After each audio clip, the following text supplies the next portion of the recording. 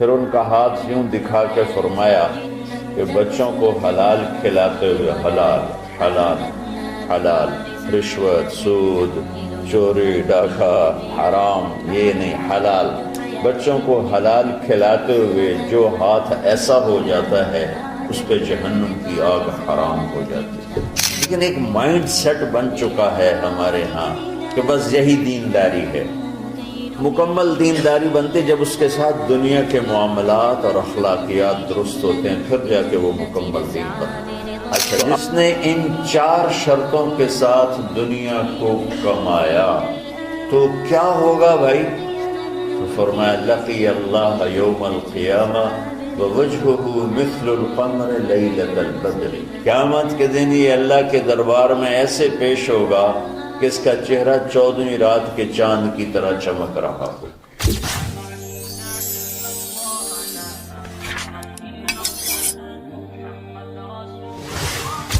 من طلب الدنیا حلالا، جس نے دنیا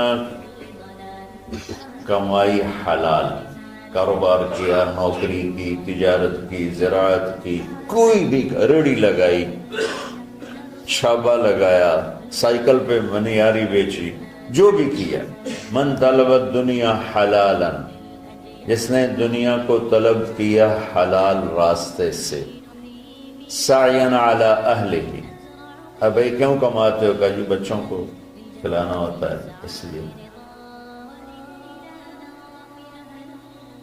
تعطفا علی جارہ، کیوں کماتے ہو؟ کہا جی کوئی اللہ کے غریب بندے ہوتے ہیں ان پر خرچ کرتا ہوں۔ استعفافا عن المسئلہ، کیوں کماتے ہو؟ کہا جی کسی سے سوال نہ کرنا پڑے۔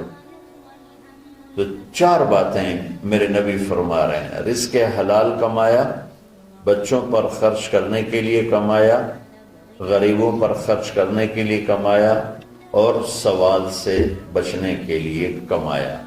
اس میں کوئی نماز، روزہ، حج، زکوٰۃ، تہجد، تبلیغ، جہاد کا کوئی ذکر ہے نہیں۔ اچھا، جس نے ان 4 شرطوں کے ساتھ دنیا کو کمایا تو کیا ہوگا بھائی؟ تو فرمایا لقی اللہ یوم القیامہ ووجہہ مثل القمر لیلۃ البدر، قیامت کے دن یہ اللہ کے دربار میں ایسے پیش ہوگا کہ اس کا چہرہ 14ویں رات کے چاند کی طرح چمک رہا ہو۔ اللہ نے ہمیں ایسا دین عطا فرمایا۔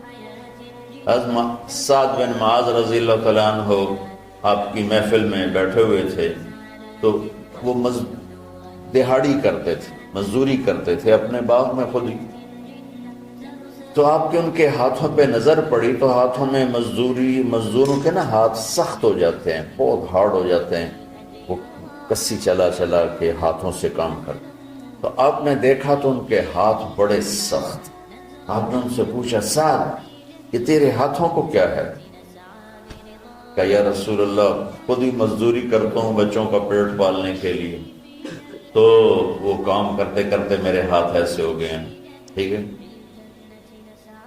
تہجد پڑھتے پڑھتے میرے ہاتھ ایسے ہو گئے ہیں، ذکر کرتے کرتے، روزے رکھتے رکھتے، حج کرتے کرتے، عمرے کرتے کرتے، یہ بہت بڑے اعمال ہیں، میں ان کی کوئی تضحیق نہیں کر رہا ہوں، نفی نہیں کر رہا ہوں، دین کے کسی عمل کو چھوٹا نہیں سمجھنا چاہیے، لیکن ایک مائنڈ سیٹ بن چکا ہے ہمارے ہاں کہ بس یہی دینداری ہے۔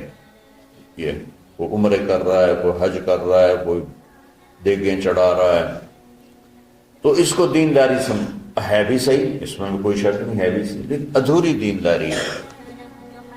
مکمل دینداری بنتی جب اس کے ساتھ دنیا کے معاملات اور اخلاقیات درست ہوتے ہیں، پھر جا کے وہ مکمل دین بنتا ہے۔ تو آپ نے دیکھو میری طرف، آپ نے سعد کا ہاتھ یہاں سے پکڑا اور سب کو دکھا کے اس کو بوسہ لیا،